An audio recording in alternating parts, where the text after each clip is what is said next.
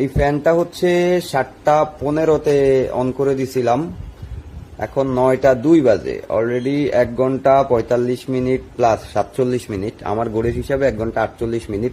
দেখি কতক্ষণ চলে এই ফ্যানটা। এবারের গরমে বিক্রির একটা ভালো উদ্দেশ্য আছে, গতবারও বিক্রি করছিলাম এটাতে।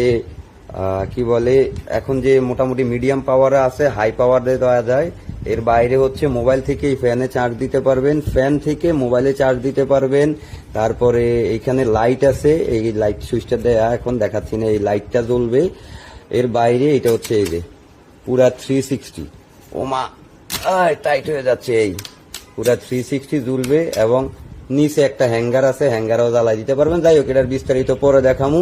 যারা এই তীব্র গরমে বাসার জন্য, বাচ্চার জন্য ফ্যান কেনার পরিকল্পনা করতেছেন, যেখান থেকেই কেনেন, আপনাদের উদ্দেশ্যে বলি এই নোভেনা এই কোম্পানি অথবা ডিফেন্ডার দেখে কিনতে পারেন। এই ফ্যানটা গত বছর থেকে আমি নিজেও ব্যবহার করতেছি, ওই যে আমার ডেস্কে দেখা যায়। আর এই হচ্ছে ফ্যানটা 7:45-এ চালায় দেখলাম যে এবারের নতুন ফ্যানগুলো আসলে কতক্ষণ টিকে থাকে দেখার চেষ্টা করতেছে। 7:45-এ চালাইছি, এই লাইভ চলতে থাকবে, লাইভ শেষে দেখি কতক্ষণ পর্যন্ত চলে। কোম্পানি ক্লেম করতেছে যদিও, কি বলে, 5 ঘন্টা।